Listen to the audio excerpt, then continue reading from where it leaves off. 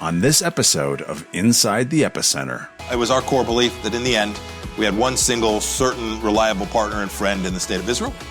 And so we were going to do the things that made clear that we were going to be their friend. So it began with the president's decision to move the U.S. Embassy to Jerusalem. Good evening. What a joy to be with you all, and I'm so grateful that you came. To misunderstand the nature and threat of evil is to risk being blindsided by it. Let me say that again. To misunderstand the nature and threat of evil is to risk being blindsided by it. Right? Americans were blindsided on December 7th, 1941, by an evil in Imperial Japan that we just didn't understand. We didn't understand it, therefore we weren't prepared for it.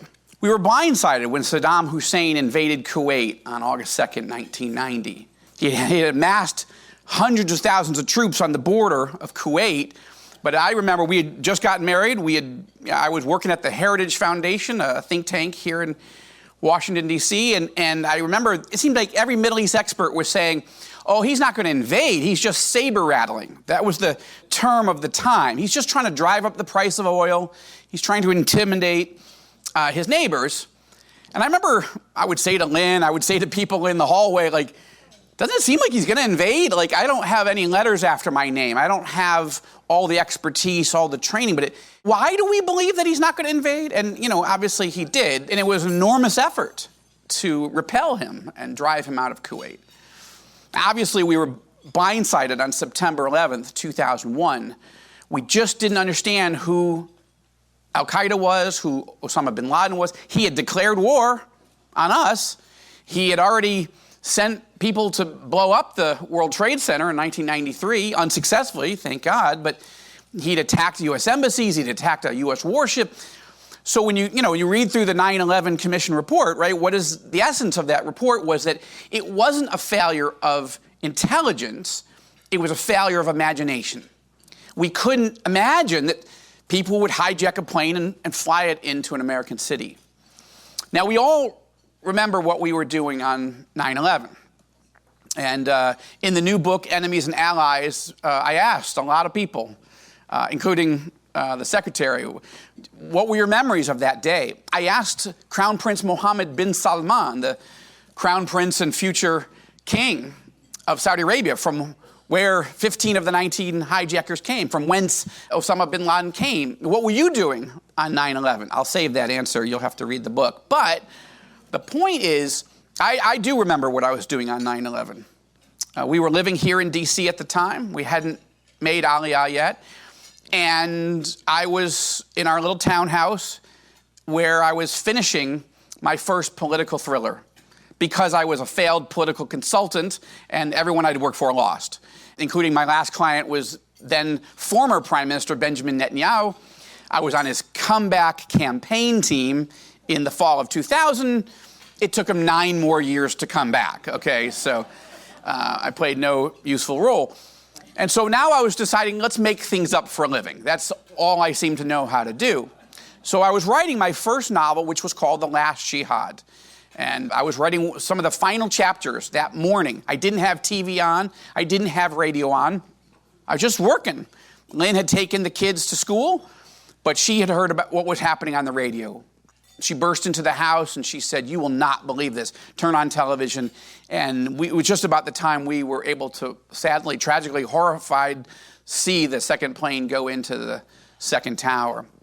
Now, if you're here because you have some connection to the Joshua Fund or to me, well, if you're not familiar with that particular book, it was, the first pages puts you inside the cockpit of a hijacked jet plane, hijacked by a radical Islamist terrorist group, flying a kamikaze mission into an American city.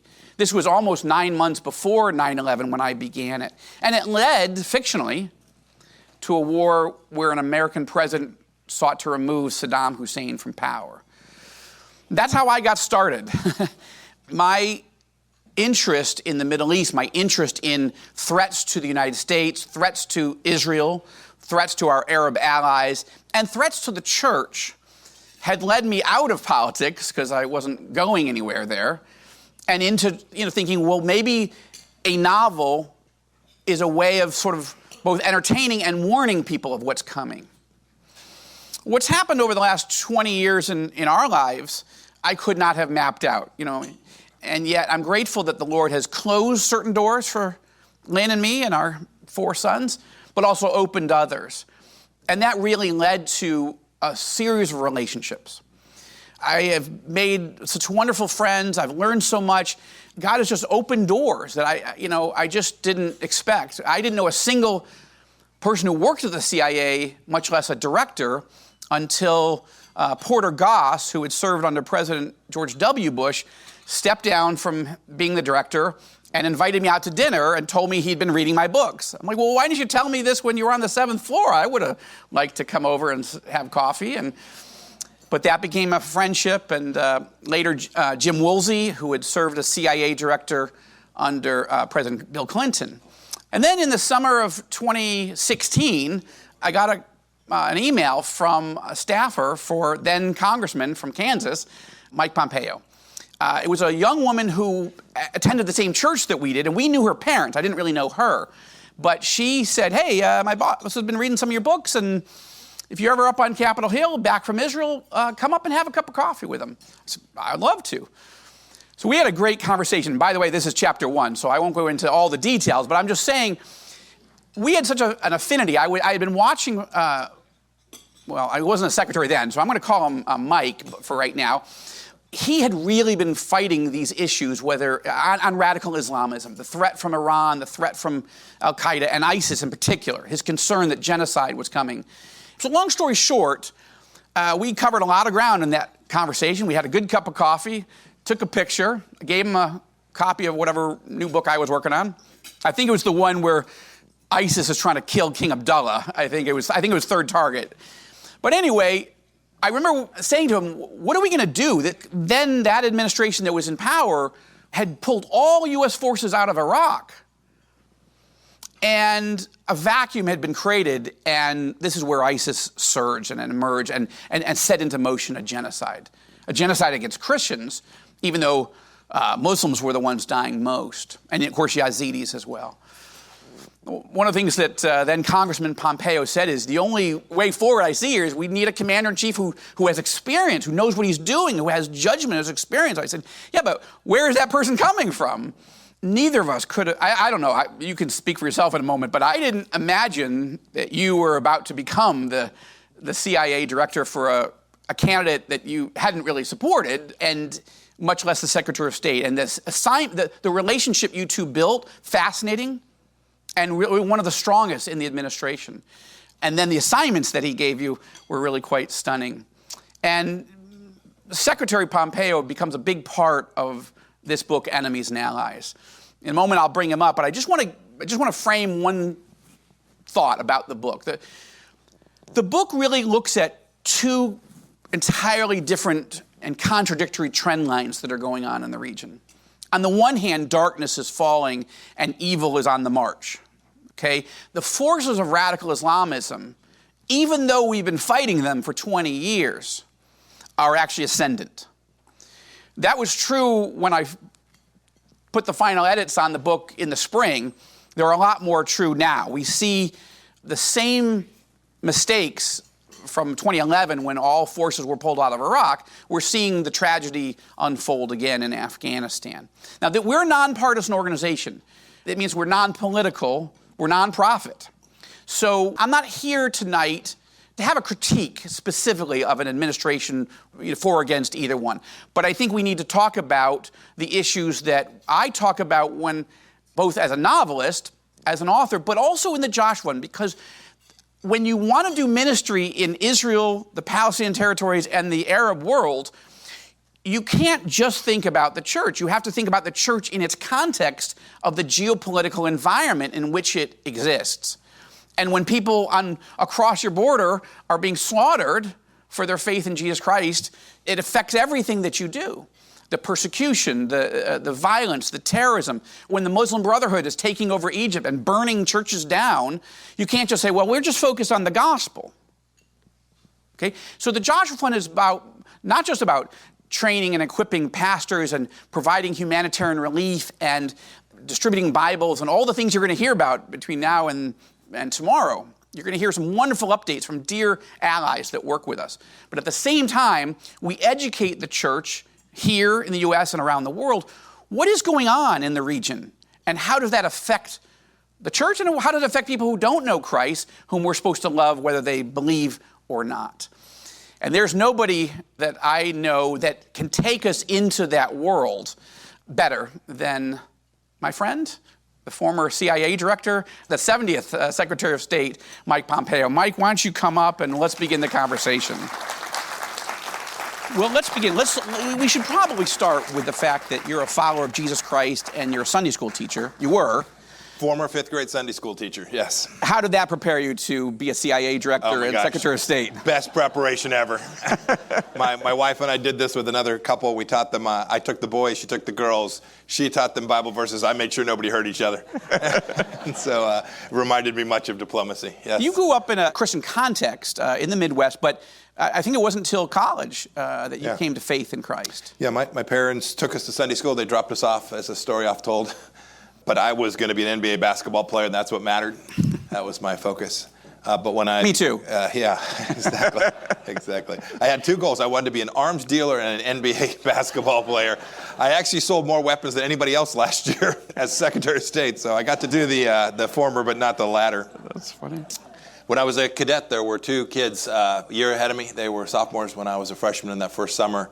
They would do what I didn't really know. These were Bible studies on Sunday afternoon when we had a moment. I went because there were cookies, but they brought me to Jesus Christ, these two young men. They were great mentors. They taught me how to read the Bible, and it's something that has fundamentally, in more than just about anything else, has changed my life in a central way that gave me all these incredible opportunities and kept me pretty focused in tough times over the last years.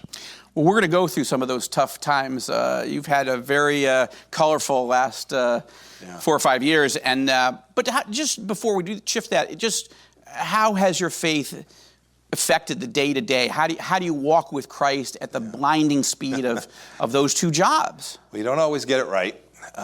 My wife describes me as an authentic Christian. I hope they're not in your book, but there were a couple of moments I used words my mother would not have appreciated. Since those days, it's always been a really important part of who I am.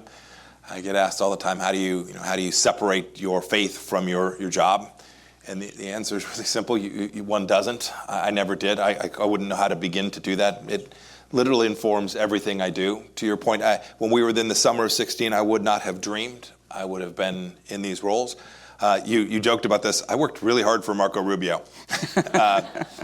Yes, do not hire me either. But had this incredible opportunity when the president called and said, hey, would you be my CIA director? And got a chance every day to go put on the armor of God and the power of America and try and deliver good outcomes for the American people. It's at the center of who I am. It drove the legal department, State Department nutty because I would talk about my faith often. But I always felt it was important that the people sitting across the table from me knew who I was, that they knew that I was going to be fearless in how I spoke about the things that I believed, and that they would have an honest counterpart. And I think they truly came to appreciate that. They did. I've talked to many of them about you, and I think that one of the strange things about American diplomacy is so much of the State Department has siphoned off any talk of a personal faith. And to a region, in this particular case of the Middle East, where faith is an enormous part, an indispensable part of how they think, it's almost inconceivable for them to think that somebody's walking in and doesn't want to talk about God, doesn't want to talk about faith in any way, shape, or form. So I think actually, while they don't agree with you about theology, that's not what you were there to talk about. That's what I was there to talk about. But they respected you for it. Yeah, I think you've probably heard me tell this story. I wanted to go to Cairo. The President Obama had given a speech. It was his famous 2010, what I called his apology tour. Others called it that as well. I wanted to go give the counter narrative to that. And I wanted to go to Cairo, to Al-Azhar University, the famous place where Islam is grounded and taught, which is where he'd given his speech from. And so Secretary of State, I was going to go do it.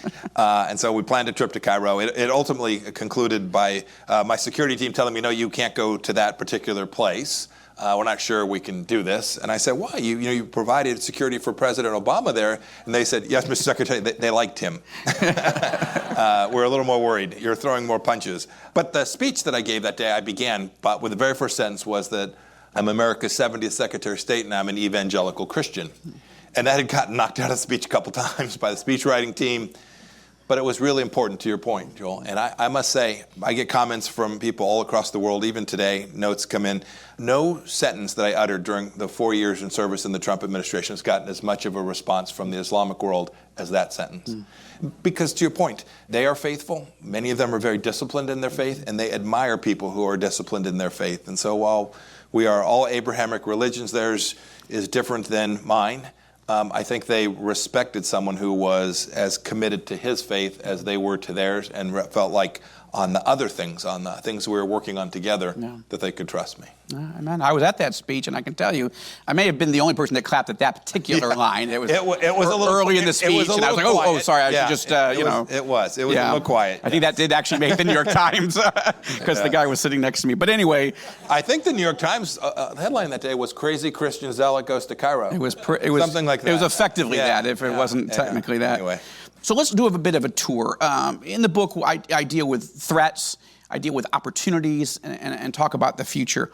A month ago, when we were still in the process of planning this, I don't think we were going to talk about Afghanistan. Even though we were coming up on 9/11, in many ways, Afghanistan was reasonably secure. Not good, but not horrible. I mean, you're getting a lot of heat, and we're sitting with you, so let's talk about it. The president asked you to go to Doha and sit down with the Taliban and negotiate a deal. And now it's being implemented, I think, very differently than President Trump and you had intended. But talk to us. Everybody's sitting here thinking, wow, we get a chance to hear him. What was the objective, and what's going on differently now? How would you guys have handled it? So this audience is very different than when I went with Mullah Baradar. Thank you. A little background. The number 2 or 3, depends on how you count a person who I was negotiating with. We knew who the team was going to be. I'm highly confident killed a very close friend of mine. And so you can imagine walking into that room trying to prepare not only on the things President Trump had asked me to do and the situation on the ground, but knowing who was going to be sitting 6, 8, 10 feet across the table from you. It was. It took as much focus and as much prayer as anything that I did. But I was on a mission. The president had given me as a Secretary of State. He frankly wasn't happy with my predecessor and how he had handled this. He wanted to begin. You don't have to guess. President Trump's Twitter account from 2016 says we're going to get out of Afghanistan. We're going to get every one of our soldiers, sailors, airmen, and Marines out of Afghanistan. He was determined it was a campaign promise that he had made. So we're working diligently to do that for my entire time, the 2.5 years. The conversations with the Taliban were part of that. We were also speaking with the Afghan government, with President Ghani, with folks in the north, with women's groups and NGOs. We were talking to all the Afghans, trying to get them all to come together. Who knows, 6, 8, 10-year process, right? When the Colombians settled with the FARC, it was a 10-year exercise. We knew this was more complex than that, so we were under no illusions about a quick resolution. But we also knew that if we were going to draw down, we had to convince them that we would impose real costs on them if they harmed an American while we were doing that. And so we were very focused on it. President's talked about a phone call. I think there were actually a couple of them that he had with the senior Taliban leader, making clear our expectations for how, as we drew down, how they would treat America's interests, broadly understood. That was a colorful conversation from what I've seen. Most of them were with him. Okay. But I mean, I don't mean just language. I mean, he was pretty direct. No, he was very determined to make it clear. By the way, I had told him it is very important. If we can't establish a deterrence model with these folks as we draw down, if we can't convince them that we will use all American power, then we will see the run on our forces and on the Afghan forces. And so we did. There were times they moved in places that they weren't permitted to under the agreement. And I would call then General Scotty Miller, who was the commander of forces in Afghanistan at the time, someone I had known for an awfully long time from my time in the Army, and say, General Miller, you need to go take that down. And he wouldn't. And we established a model where the Taliban understood the boundaries that we had set out and the conditions that we laid forth. If you said, what's the central difference between how this administration approached their drawdown, it was that each time we got further down. So we went from 15,000 to about 8,600, then to 4,500 over the course of 17, 18 months. We ultimately made the decision that we could keep Afghan order with about 2,600 or 2,700 uniformed military personnel and a big intelligence operation. And you still had NATO forces of about 7,000. We had or about so? about 1/3 U.S. and about 2/3 NATO at that point in time. So yes, with our 2,600, they had about 6 or 7. Okay. So 9,000 plus all the folks who had worked for me in my previous role were still on the ground there as well. So we felt like we could keep good order. And was part of that just keeping the confidence of the Afghan military and government itself? No, it was we were plate spinning. There's no doubt about that. We had to keep lots of groups confident in the things that we were prepared to live up to, and we had to make sure we lived up to them at every moment with each one of them. But the Taliban knew what the conditions were as well. They wanted the last one out. We weren't about to do it till the conditions were met. During our time on noon on the 20th of January, in spite of the president's deep desire to get everyone out, we never felt like we were in a place where we could do it and still get the 3 other secondary missions. So mission 1, get our folks home. Mission 2, make sure that we reduce risk that we're ever attacked from that place again. So that requires a certain set of conditions. Second, we wanted to get every American out. And third, President Trump had a special fondness. As a real estate guy, he wanted all the equipment out. And so he would turn to his military leadership and says, I don't want a hammer left. And we would remind them, sir, we've been there 20 years, there's a lot of hammers. But we were confident we could get all the high-end, the important equipment out as well if we kept to the timeline and the conditions. And I think President Biden made a different decision. I think he chose to pick a date certain, and once that die is cast, once you've told the bad guys, we're leaving on this day, they'll run the table. And I think when they pushed on the administration in April and May, the administration withdrew. They made the decision not to bring American power to bear, but rather to just say, well, we're leaving anyway, we'll back up. This is the beginning of end, as history would tell you from the other times we've tried to do these kinds of things. We could spend the whole night on Afghanistan because it's now the central focus of the tragedy of the Christians that are there, the Americans that have been left behind enemy lines, all the green card holders, all the interpreters and allies. But I want to shift because we're Israel and immediate neighbors focus.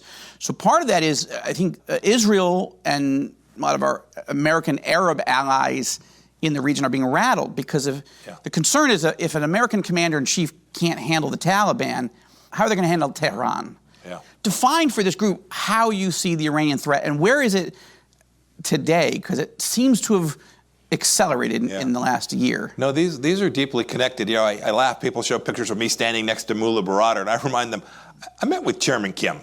Okay, every bad guy in the world got a chance to meet me. President was equal opportunity in sending. If you're playing the Kevin Bacon game, you are now one person removed from the leader of Pyongyang and from the Taliban. I joke that the record holder for time spent with Chairman Kim used to be Dennis Rodman. Now it's me. So the connectivity. So here's a data point that I think is often overlooked. The leadership today of Al-Qaeda, the most senior leaders of Al-Qaeda aren't in Afghanistan. They are not in Pakistan. They're in Tehran. Yeah. So the numbers 1 and 3, we killed number 2. The CIA announced that they killed number 2 about a year and a half ago in Tehran. The senior leaders of the global operations for Al-Qaeda. So running the Al-Shabaab operations in Africa, running the AQAP operations in Yemen, running the Al-Qaeda operations in Southeast Asia, all from Tehran. So when people say, hey, the Sunnis and the Shias can't figure out a way, right, they'll always fight each other, I give you the Sunni leadership in the world's largest state sponsor of terror, the Shias in Iran. When we came in, Joel, we faced the situation where America had largely made a pick. And they had decided that they could at least trust the Iranians to balance power between the Sunnis and the Shias. And so they had signed up for this nuclear deal. They had provided resources to the Iranians. They had pushed aside the Emiratis and the Saudis. We literally, if there's one thing we went 180 degrees on, it would be China and this issue in the Middle East. And that was partly my doing. I'd worked on the Iran issue for a long time as a member of the House Intelligence Committee. And we took the Middle East in 3 pieces. One, it was our core belief that in the end, we had one single, certain, reliable partner and friend in the state of Israel. And so we were going to do the things that made clear that we were going to be their friend. So it began with the president's decision to move the U.S. Embassy to Jerusalem, the announcement of the Golan Heights, that we would recognize the Golan Heights as the rightful part of Israel. It's just common sense from my perspective. The president would say, what do you think? I'd say, they own it. Right? And so, not a lot of sophistication, but this was, right, we were realists. What was on the ground was real. And we ultimately, I put out something that made clear Israel is not an occupier. This was blasphemy inside the State Department. It upended 30 or 40 years of bipartisan consensus where we kind of danced around this issue. We just thought, this is pretty straightforward. We'll make it clear. I traveled to Judea and Samaria. I was the first Secretary of State to do that. These were the things that we did, and I mention them not to brag, but to say these were the linchpins of what we ultimately did. Second, we acknowledged Iran as the biggest problem for instability in the Middle East. I remember briefing the president as CIA director. It was unusual. I briefed him when I was in Washington every day. It's usually a senior staff person from the agency. He asked you to come. Yeah, he wanted me to be there. Yeah. And that forged a relationship that most CIA agents don't have. It was very important. It was really helpful to me when I became Secretary of State because I knew how he absorbed information. I knew how he thought about the world. One day he says, "My Mike, you come in here and you brief me on all this bad news every day. It's almost always Iran." Yes, sir. It almost always is. And so we set about upending the agreement and then putting enormous constraints on the Iranians, much to our European friends' displeasure, much to the Russian and Chinese displeasure. We were really effective. We had taken the Iranians down to the nub. They went from about $123 billion of available funds for foreign exchange to less than $4 billion in January of 2020. Those two things enabled the Abraham Accords.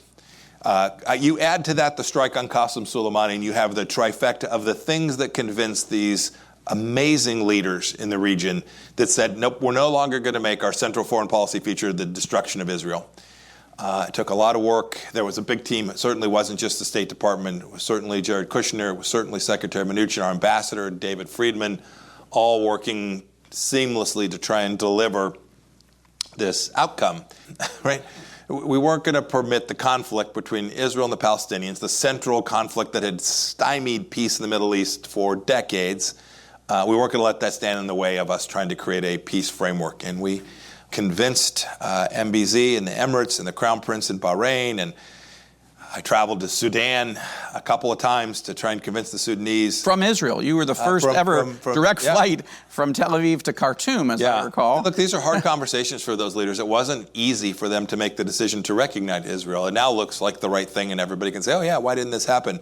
In the end, these were difficult decisions, but each of them did, and it was glorious, and I believe now I saw the trade figures today between these countries. They're multiples and multiples of what was going on. I think these will actually stay, but it delivered this understanding, and Afghanistan is connected to this, right? The weakness that you've seen from American leadership over these weeks is certainly being observed in Arab capitals around the world, and frankly, in Islamic countries in Asia as well. And I would say Moscow and Pyongyang and Beijing. Course.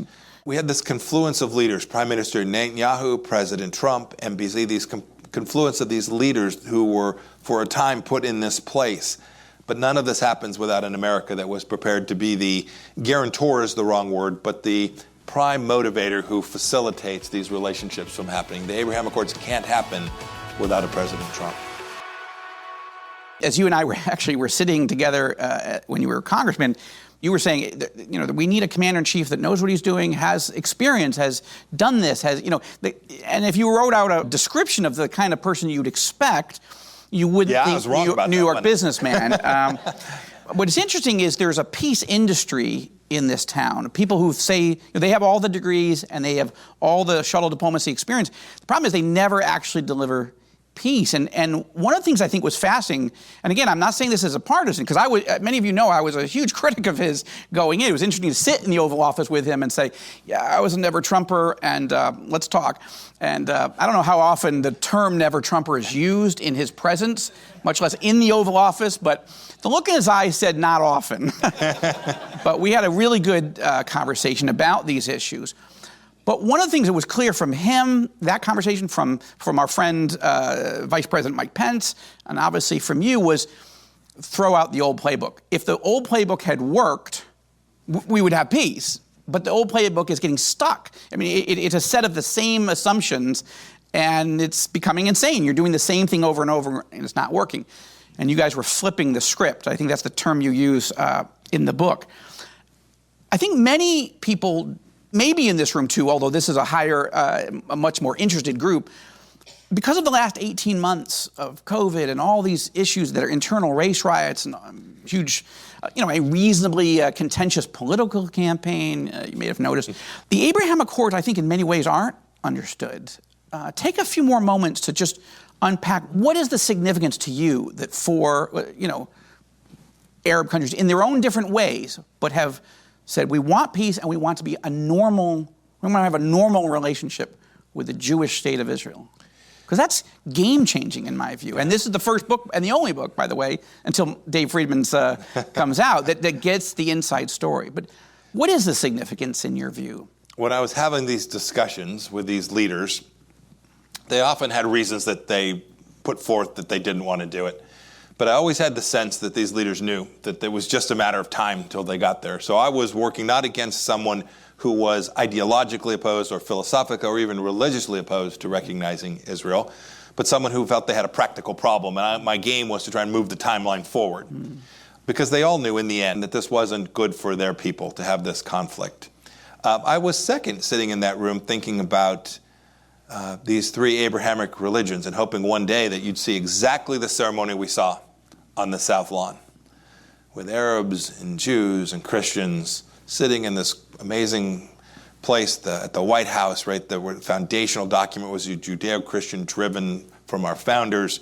And I dreamed that we'd get this moment. I had no idea if it'd just be three of us sitting there or if there'd be a bunch of country. I didn't know what it looked like. But these leaders also knew that as well. They certainly weren't going to permit their faith to get in the way of doing what was right for their own country. So we had to make the case to them. You also saw it was Arab countries. There was a bit of a bazaar, right? So we near simultaneously told the Emiratis that we would sell them the highest end fighters that we had, the Joint Strike Fighter. So there were practical considerations. Think about before the Trump administration. Had the previous administration proffered to the Israelis that the Americans were going to sell our highest end jet to the Arabs, the Israelis would have, right, they would have been a no way proposition. Yeah. We had gained the confidence that we believed we could deliver this and that the Israelis could get comfortable with the fact that these planes, the same planes that they would be flying, would also be flying on behalf of an Arab military as well. I mean, it's truly remarkable to think about the things we were able to do that would have been unthinkable 2.5 years before that.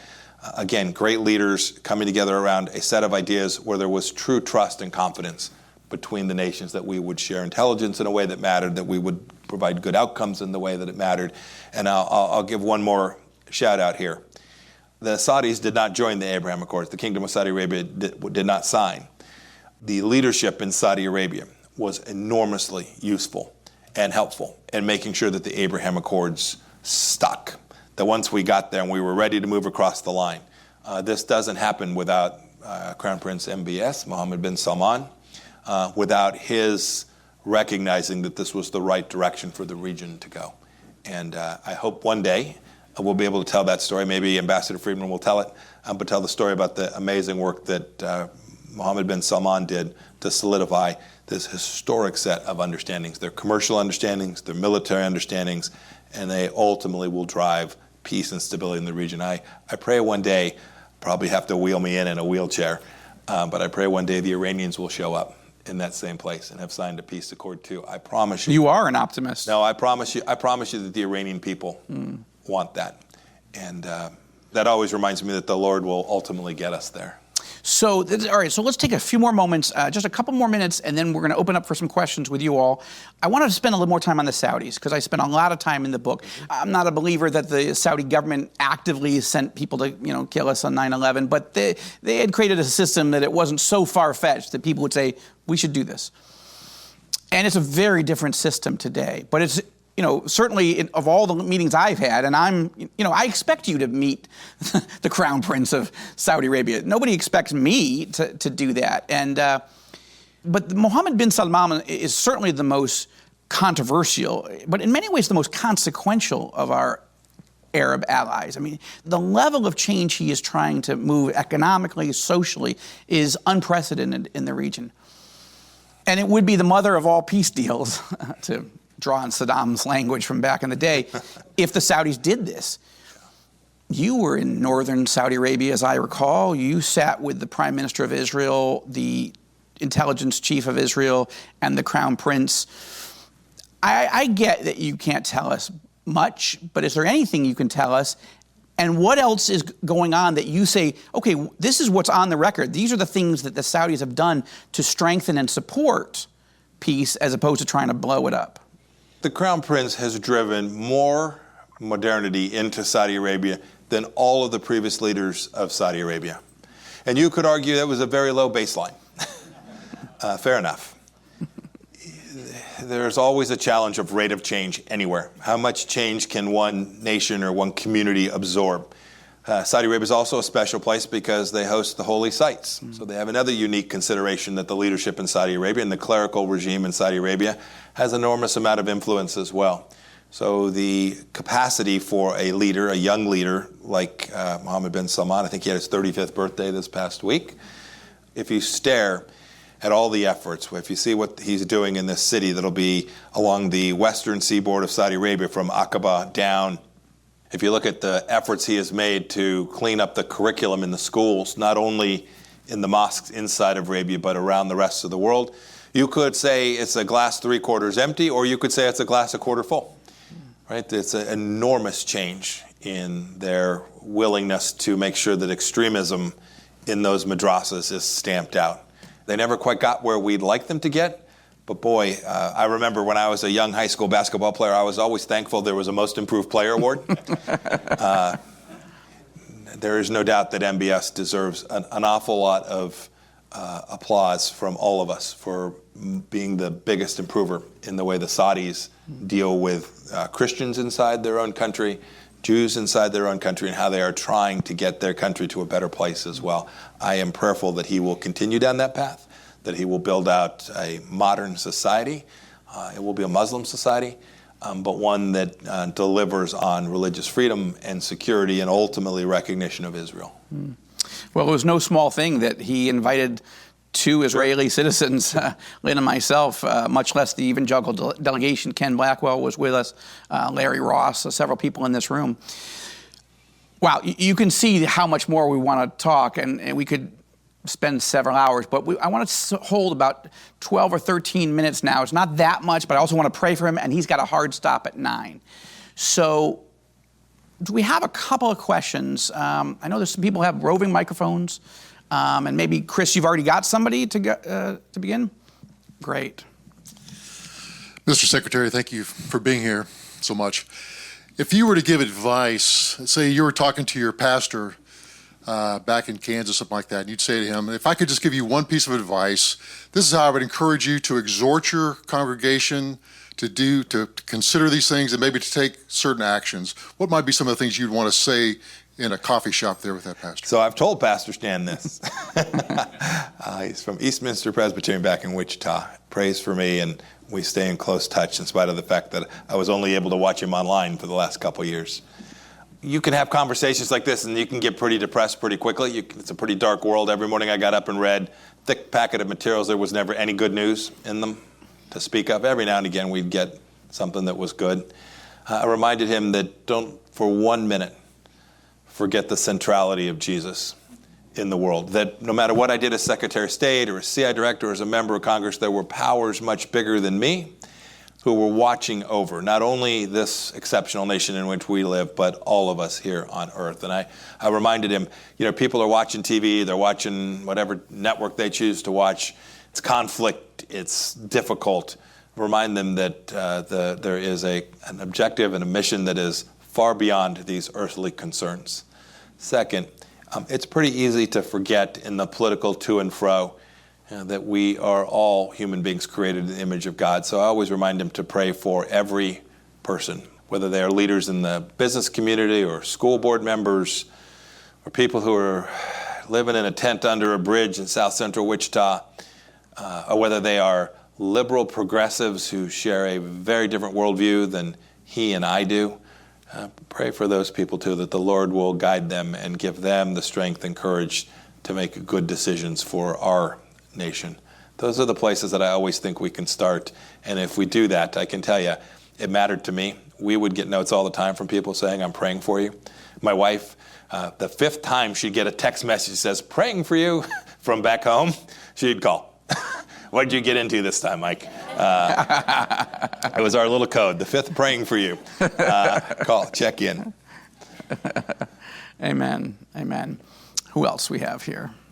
Yes, sir. I guess I'm confused or surprised that after 20 years of dealing with radical Islam, there seem to be so many still in our culture and in our administration, our halls of government, that just don't seem to understand radical Islam, the nature of it. Do you have a sense for what that dynamic is? Why do we still not get it? Yeah, so it's a good question. I'd say two things. First, it's fewer than you think. More get it than you would acknowledge. There are loud voices that don't get it, frankly, a little bit on the right and a lot on the left.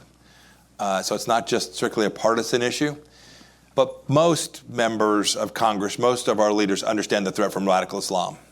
Everybody then departs a little bit once you accept that, because there are those that want to be very careful about calling out a faith. I'll never forget, I gave a speech on the House floor, and there were 2 Muslim members of Congress at the time, and the next day they came up to me and demanded that I take back what I'd said. There'd been a terror action, and I called on clerics around the world, Muslim clerics around the world, to be stronger in their condemnation of this and speak to this inside their faith. And they found this, I probably wouldn't use the word blasphemy, but that's basically what they said. They essentially threatened me. We need to acknowledge that the vast majority of the risk that befalls humans all across the globe today from terrorism stems from people who claim to be adherents of that faith at the very least. And I think most folks get it now, but there's still a loud vocal minority. Look, this stems from the same kind of absence of intellectual rigor, I think, that often befalls people who are anti-Semitic, right? They simply aren't prepared to acknowledge that there are bad actors and evil in the world, and that we can pretty much see the black and the white. We know the differences. There's always pieces at the edge. I think you see the same failures, and it's often the same people who would have those same views. Good question. I was encouraged to hear about what happened even as my husband was there with you in Saudi Arabia, and all the changes that MBS has started small to provide religious freedom or just basic freedom. And as an American here at home, I feel like some of my freedoms are slowly slipping away. What would you say to us, followers of Jesus in this room, as we look to the future? What's our part? What can we do? Yeah. What is your hope? That's a great question. I get asked all the time, what keeps you up at night? What's the biggest threat? We will figure out Vladimir Putin. We will deal with the Iranians. If we can't get it right here at home, the republic falls. This is not an original thought. Read the Federalist Papers. You can also turn to pockets of the Bible. They would suggest the same as well. Nations, sovereigns fall when people lose their faith.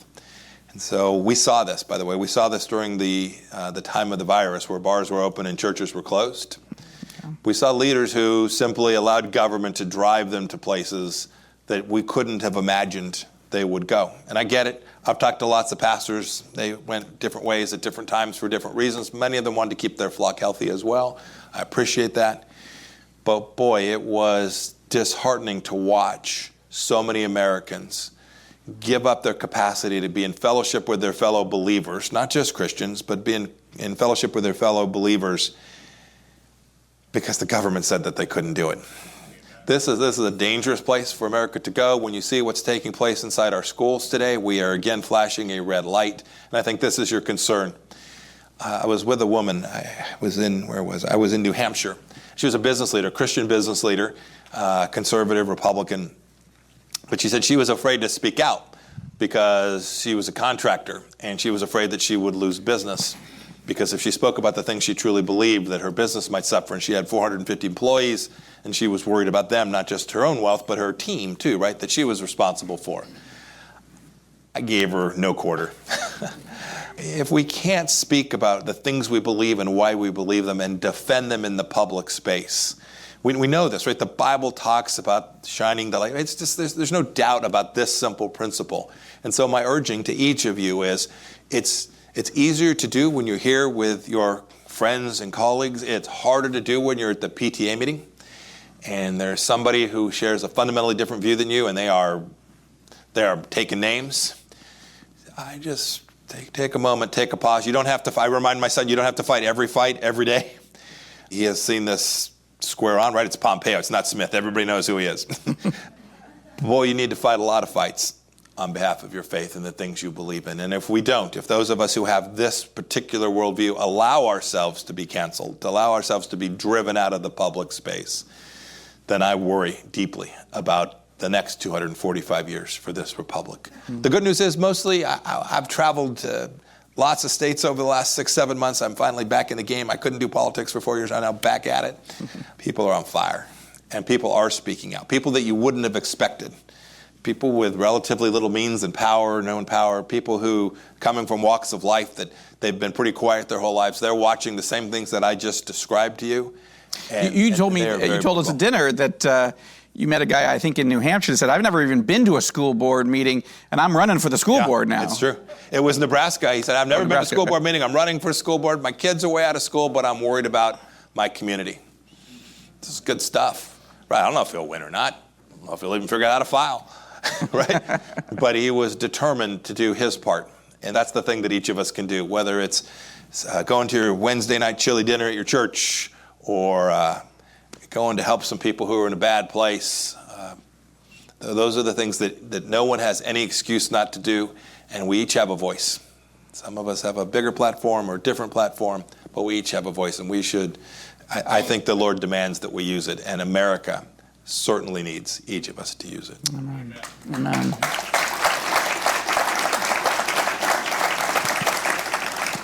We've got time for one or two more. Thank you so much for being here in your service to America. I think something that's so admirable about President Trump is the way he surrounded himself with God-fearing men like you and Vice President Mike Pence. And I'm not sure if you can answer this question, but what's the faith of President Trump look like today? Yeah, I'm not going to attempt to answer that. I make it a practice not to try and get in other people's space in that way. But I will say this. You talked about the people who were around him, right? Secretary Carson. There were a bunch of us who were faithful, God-fearing believers. It doesn't mean we got it right every day. That's who he picked. And that's who the Lord placed around him. And we talked about it openly in the Oval Office with him. You saw the people that he brought around, right? Joel, I mean, lots of folks had a chance to be with him. He was a real estate guy from Brooklyn. And I must say, he is the first president who ever gave remarks at the United Nations on religious freedom. So I must say, if you look at the outputs, the things we did, we built out at the State Department, he permitted me to do this. We built out these gatherings, the largest human rights gatherings ever held at your State Department, called Ministerials for Religious Freedom. That's a fancy name for we brought people from all over the world of every faith. We had Baha'is and Jews and Christians, and I'm sure we had Wiccans, right? And they came to fellowship. State Department was particularly encouraged about that. Yes. In fact, I was about to make a joke about the employee base. But in any event, these things happened under President Trump's leadership. And for that, I think the Lord would smile upon the work that we did. I had never even set foot in the State Department until Mike Pompeo became the Secretary of State, and then brought in some other wonderful believers, Sam Brownback, who became the Ambassador for International Religious Freedom, a bill, by the way, a law that he helped write when he was in the Senate and didn't imagine himself actually serving in the role. But you guys invited me to speak at that ministerial, and it's an area that I wish we had more time tonight to talk about the issue of religious freedom. Because Secretary Pompeo, the Vice President, the Ambassador for International Religious Freedom, really, at the President's encouragement, we're all in terms of encouraging and talking about the fundamental right of everybody to practice his or her faith. Yes, or of no faith, but certainly when people who are followers of Jesus in the Middle East, let's just take that area alone, hear a call for human rights and that religious freedom is one of those, that's very empowering, encouraging, right? And I just want to commend you. I think we have time for one more question, so you guys can line up for one, but I just want to commend you.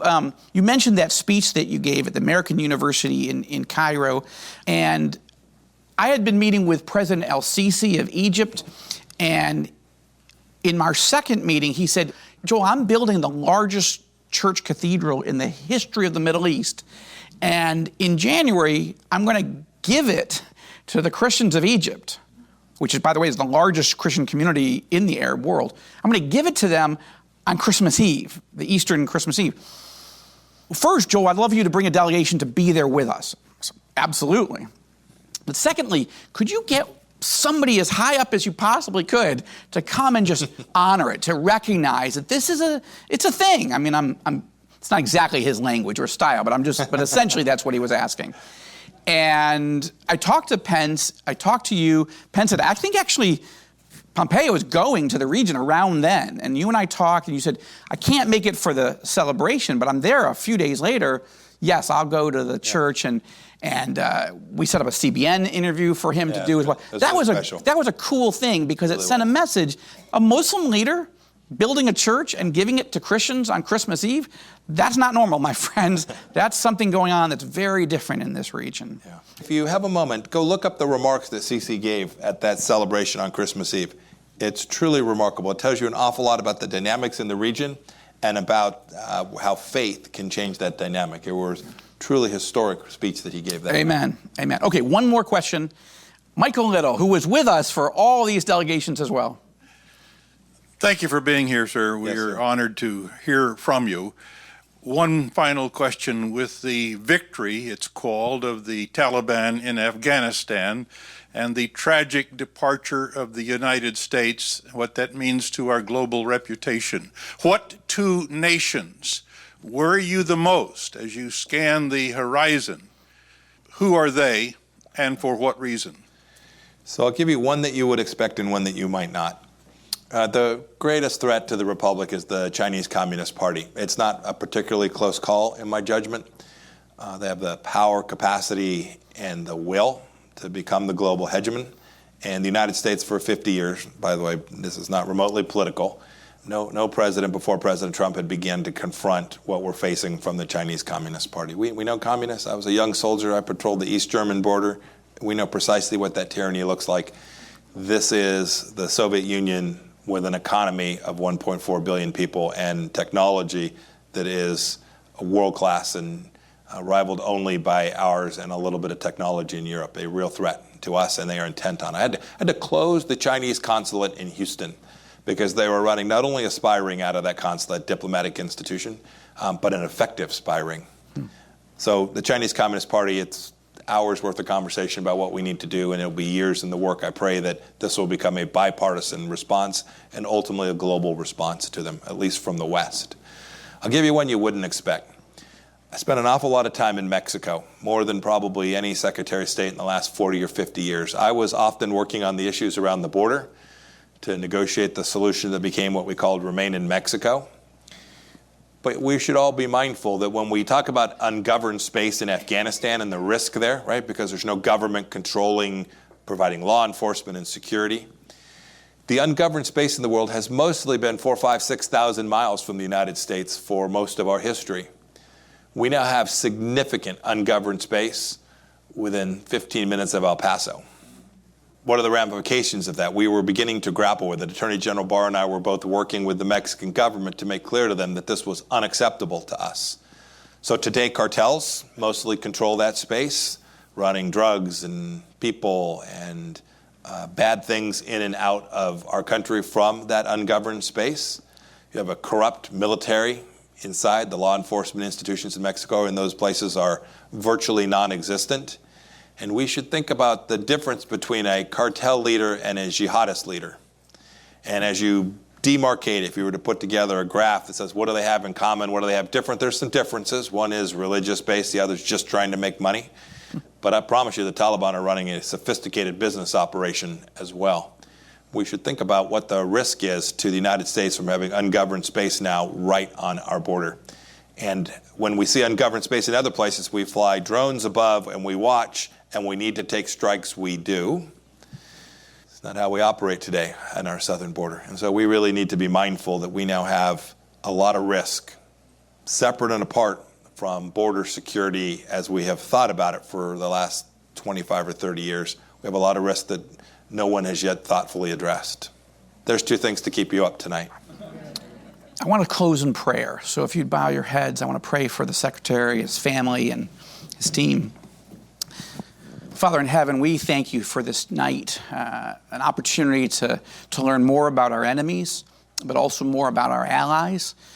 We know we live in an imperfect world. We know that you're a perfect God, a sovereign God, holy and all-powerful. And we thank you, Lord, that you put us in the places that you put us in our businesses, in our faith communities, in our churches, and in government. And I thank you for putting Mike Pompeo at CIA, at state. I thank you for all the good work that he did. And now I pray that you protect him, his family, his wife Susan, his son Nick, and I think their fiance is in there, or a girlfriend. I'm not sure where we are at that point, but protect them physically, Lord. He made decisions, and he was part of a team that made decisions. You know this, Lord, that took out bad guys, and there are people that don't forget these things. Pray you protect him, protect his family, and continue to give him the stamina and the strength, and above all, your divine wisdom to know what invitations he should accept, what he should say. Lord, I think of John 12:49, as when Jesus prayed, the Father commands me what to say and how to say it. And we know with many words, sin is unavoidable, but we just pray that a communicator like Secretary Pompeo is an effective voice in this world for freedom and faith. And we thank you for this time and pray that you would bless us as we go forward. In Jesus' name we pray. Amen. Amen. Thank you, Scott. Thanks, everybody. Hard for him not to be entirely nonpartisan. He has a very strong point of view. That element is not part of the Josh Fund. But this idea of, Lord, open doors to build relationships with believers I don't know, but maybe need encouragement. Maybe they need funding. Maybe they need advice. Maybe I need advice. Maybe I need encouragement. Maybe I have things to learn from my brothers and sisters in other places, people I never knew before. I opened up an email from a young woman of the daughter of friends at church, and it led to a relationship with a friendship. And a dear friendship with Mike Pompeo, and I'm grateful. But the Josh Fund is entirely what we do. We call it audacious prayers, crazy prayers. 7 years ago, I said, team, I just have this burden on my heart I want to go meet King Abdullah of Jordan. And we had a board meeting this week, and one of the board members who, they couldn't be more of a dear friend, he said, honestly, when you said that, I thought you were crazy. That's my friend. And this guy is a pastor. He loves the Lord, filled with the Spirit. You're not going to meet King Abdullah, but sure. We'll pray, whatever. We believe in prayer. But we had a pastor in college that discipled us, and he was from India. And he had a very thick Indian accent. And his name was Dr. Koshi. And he said, Joel, Lynn, we serve a prayer hearing and a prayer answering God, a wonder-working God. Now, we often needed English to English translation to know what the heck he was talking about. So just in case you didn't get that, we serve a prayer hearing and a prayer answering God, a wonder-working God. And wasn't I touched just a couple days ago when I saw an article with an interview with our friend Ann Graham Lotz, and the headline was, we serve a prayer hearing and a prayer answering God. I heard it in Indian, but I am sure she said it in North Carolinian. But we have a time for just a few questions. If there's things that you're still kind of processing, the things that you want to ask me, not partisan, not gonna do it, wouldn't be prudent, not at this juncture. So I won't take any partisan questions. But if you have any questions about the Josh Fund, about the book, we've got a few minutes, and I'd be happy to take them. Lynn does say I have verbal tryptophan. That's the hormone in turkeys that make you fall asleep on Thanksgiving. Lynette, yes, how can I help you? I want to thank you for all Arab news and all Israel news. It's quite a voice that we haven't had. And I was just hearing that you went from 6,000 views a year on social media to now over 6 million. So how is that growth? What is happening? And how is your voice being heard? And how is the Lord using that? Thank you. Well, in that particular case, you crossed two wires, but they're both good wires. And so two things. The Joshua Fund, builds out in areas of we euphemistically call special projects. That's pastor encouragement, pastor training, evangelism, discipleship, classic ministry to strengthen the local national church. That's a big part of what we do. Then there's the neighbors doing the same thing, but in the Arab world. There's humanitarian relief, there's operations, and there's education and communications. It's only in the last few years that we've really begun to build out and finance that education and communications thing, because even over the course of 15 years, building everything else out was super hard. We're operating, look, if it was easy to reach Israel with the gospel of Jesus Christ, it would have been done by now, right? It's 2,000 years. So it's challenging, and the Muslim world is challenging too. But we're really glad to have a new education and communications director that came on several years ago. He's here, Chris Free. Where's Chris? I want to give a shout out to Chris. He's in the mask. He is really, he's come from CBN. He understands both video and digital ministry, and he has really helped the Joshua Fund take a lot of the archive material of our conferences and sermons I've given and all kinds of stuff and say, how do we cut that up in small pieces that are digestible and begin to drive that out into YouTube and then draw people to the larger versions? And we are seeing just soaring interest. He's basically taken the Dead Sea Scrolls and, dusted them off, and we're seeing a response. We never even tried it. We never even thought about it. That's when you have good people on your team, they think differently. When they're gifted in different ways than we are, good things happen by God's grace. So that's that. Now, we realized that there was still another component that the Joshua Fund wasn't doing, and that is the tremendous media bias against Israel, against Muslims, against peace, against followers of Jesus in the region. And it was infuriating. And so you're either going to, burst a blood vessel, or you got to go do something about it. And so I set up a parallel nonprofit called Near East Media. And we set up these two websites, All Israel News, All Arab News. If you're not one of our free email subscribers, I would encourage you to do that. Because when you try to educate people about what's going on in the region, a book is really helpful because it gives you big picture, and it allows me to take you into, in this case, the palaces and the Oval Office and let you see what's going on, and you see the dynamic, and I can paint portraits of the very leaders that are making the decisions that affect our lives and the lives of our friends and allies on the ground and our enemies. But the story is fast moving, so a book can frame it, but then there's day-to-day events, and people are curious, but what about this today? That's not in your book. Things are moving. So what's happening? Why does it matter? How do we pray about it?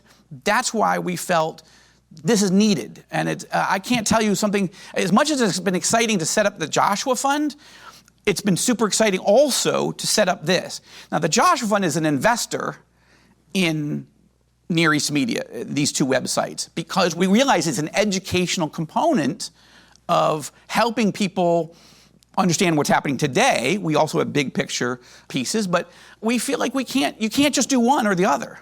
By the way, the book, traditionally Joshua Fund I've not promoted my books through the Joshua Fund because they're a commercial venture. So ethically we don't want to cross those wires.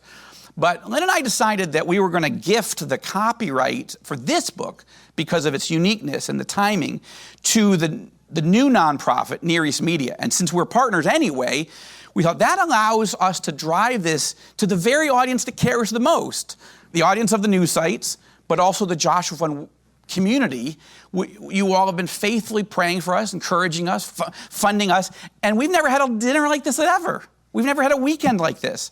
And we thought, well, maybe it's time. After 15 years, maybe we should pull the curtain up a little bit and invite you all in to learn a little bit more, hopefully a lot more, about what we do. We weren't trying to hide anything.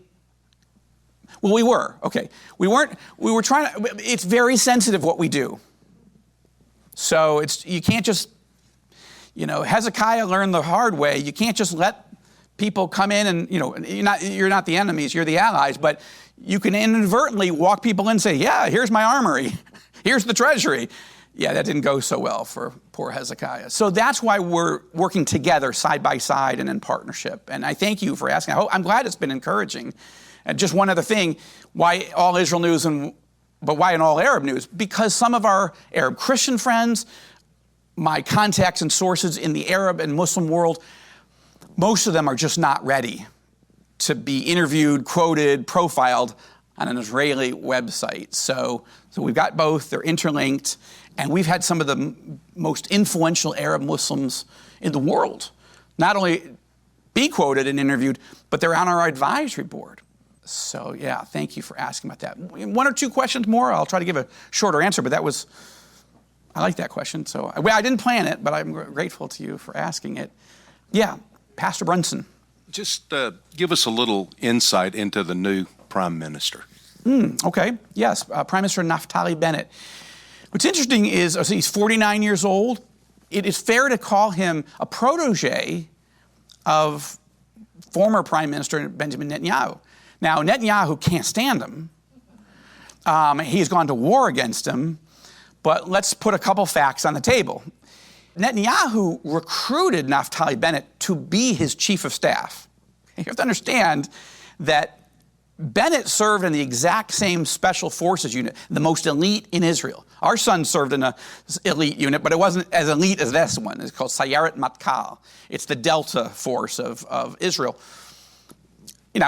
Bennett's, 20 years behind in age, but Bibi Netanyahu saw, wow, that guy was a commando. He was a business leader. He built up high-tech businesses and then sold them, made $400 million on one of the deals. He comes from the center right. We think the same on Iran. We think the same on trying to win the Arab nations over to make peace with Israel. These two were peas in a pod, mentor and protege. We're all followers of Jesus Christ here, so this will be an analogy you'll understand. Netanyahu has tremendous strength. The guy is a world statesman. We've never had an Israeli prime minister that, was here. And anybody that came after him was going to be down here because you're like, Naftali who? Netanyahu could pick up the phone and get Putin on or Trump or whomever. And he was moving history from a little tiny country. But Netanyahu is not a disciple maker. As he recruits people and mentors them, if they start gaining popularity, influence, a following, he's not happy about that, and he drives them off. And so I think Bennett really so deeply admires him that Netanyahu, that he tried in every possible way that I can see to try to build a government with Netanyahu. But it didn't work after 4 times, and so Bennett chose to go with the team that could put a government together, and they were offering him the prime ministership. He needs a lot of prayer, right? I'm not taking a position for or against. I just think if you're the prime minister, you need prayer. We need to pray for him. I will say that he and his team have reached out to me and said, how do we build relationships with evangelicals?